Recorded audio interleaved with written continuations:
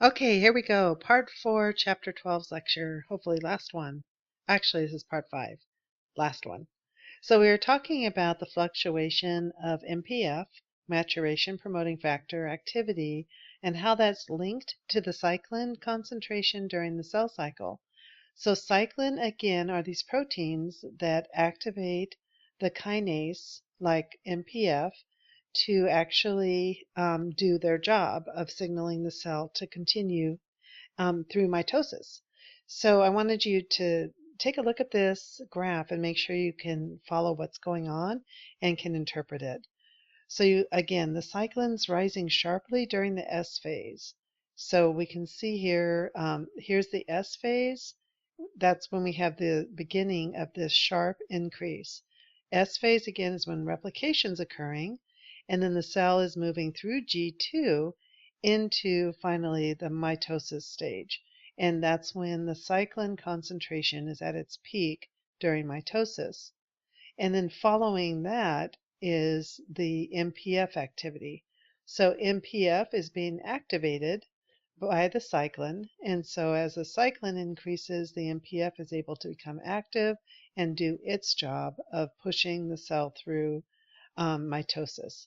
And you can see once mitosis has occurred and finished up, we have a steep decline in the concentration of cyclin and, of course, then the concentration of MPF's activity.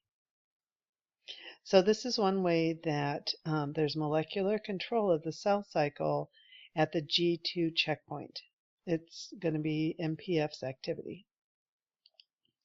This picture also shows that same idea. So here we have MPF stimulating the fragmentation of the nuclear envelope, and it does that. Remember, again, this is a kinase. So it's able to phosphorylate proteins on the nuclear membrane during prometaphase of mitosis. So that's one of the things that MPF is actually doing to help mitosis continue on. MPF is also helping the molecular events required for the chromosomes to condense and for the spindle to form during prophase. And then finally, at the end of mitosis, MPF actually triggers the breakdown of cyclin, reducing the cyclin concentration and then, therefore, the MPF concentration during mitosis and actually inactivating MPF. So MPF has its own ability to break apart the cyclin on it in order to inactivate itself once mitosis has run its course. The part of the MPF that's not cyclin, the CDK of MPF, stays around in the cell in an inactive form until, again, there's a new increase of cyclin molecules in that cyclic graph that we saw before. Those cyclin molecules are actually synthesized during the S and G2 phases. And so that's where they're coming from in order to activate the MPF. So you can see that again. It's good to pause the video and just study these diagrams because they really do help explain. And you should be able to explain what's going on when you look at it. If not, then you need to study this and make sure you do understand or bring questions to class. So, okay, this MPF cyclin or CDK complex is occurring at the G2 and the M checkpoints. But if we look back at the G1 checkpoint, we actually have 3 different CDKs that have been identified and different cyclins that regulate this checkpoint. But here you see the MPF checkpoint. We also at the M checkpoint have a different type of internal signal that allows the cell to continue past anaphase. So in In the M checkpoint, it's actually going to be between anaphase and telophase.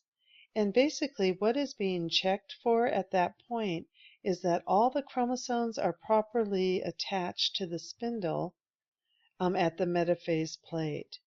So it's actually between metaphase and anaphase that this is occurring. So it's not going to go past metaphase into anaphase unless all of the chromosomes are properly attached. And in this case, and what this is doing actually, is making sure that each of the daughter cells is going to end up with the correct number of chromosomes. So a very important checkpoint. The regulatory molecule, the signaling molecule in this case, is actually not a cyclin CDK complex. It's actually a complex that's made up of several different proteins that, when they're activated, set off a chain of events that's going to activate an enzyme called separase, which is the one that, again, we talked about earlier, that cleaves the cohesins and allows the sister chromatids to separate during anaphase. So you can see very directly when we talk about different facts, like there's this enzyme called separase that cleaves the cohesins and allows sister chromatids to pull apart.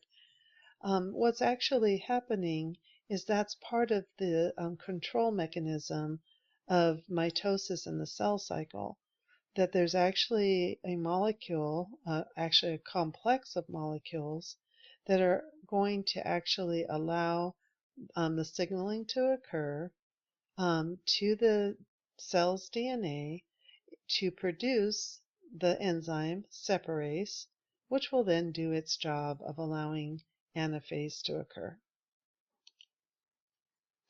So this is just one more picture showing this cell cycle with its checkpoints and some of the main events occurring at each one. So we have here our G1 phase, what we're beginning, and at the G1 checkpoint, there are growth factors that are going to signal for it to continue. There's the nutritional state of the cell is going to act as an activator, and also the size of the cell will act as an activator. So if these conditions are met, then the CDK cyclin molecule will allow the cell to move past the G1 checkpoint.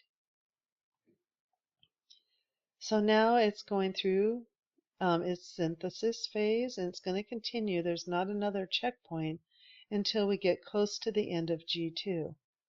At the end of G2, we have a CDK cyclin complex, and this is where we had the MPF complex that's checking to make sure that the cell should go on through to actual mitosis. So if it's active, the mitosis promoting factor will allow the cell to continue on into prophase. So now when prophase is going, it's going to go right up until the end of metaphase. And at the end of metaphase, we have the APC, which is the anaphase promoting complex, which is that grouping of proteins that make sure that the chromosomes are lined up correctly and attached to the spindle that's going to pull them in the right direction. And once that occurs, then we have the release of the enzyme separase, which actually allows anaphase to occur, and then the cell continues on to the end. So we've been talking about the cyclin-dependent kinases as our cell signaling molecules, and also some different proteins. We mentioned the last one in anaphase that's actually not a kinase, but a series of proteins. So we need to look at some other factors that end up acting as promoters of the cell cycle. And these external signals really get grouped together into this big group of growth factors. And these are, again, going to be protein signals that are released by body cells that are going to stimulate other cells to divide. They act as kind of a coordination system between cells, and they act as ligands in a cell communication pathway in order to promote cell division. Some of the ways that they work or don't work, they actually can work to inhibit, is through density-dependent inhibition and anchorage dependence. So we have these proteins that are going to stimulate a cell to divide. And an example is platelet-derived growth factor, which is PDGF, which stimulates the division of a human fibroblast cell in a culture. But when the cells get too crowded in this culture, typically they'll start growing and filling in. And if you make a gap, they'll actually fill in that gap. But when they are crowded, they stop dividing. And so what they believe is that what's occurring is a couple things. One of them is that the cells are in a single layer, and there's a binding of a cell surface protein to an adjacent cell, and that binding protein actually sends a growth inhibiting signal to both cells that prevents them from going forward in the cell cycle, even if there are growth factors present.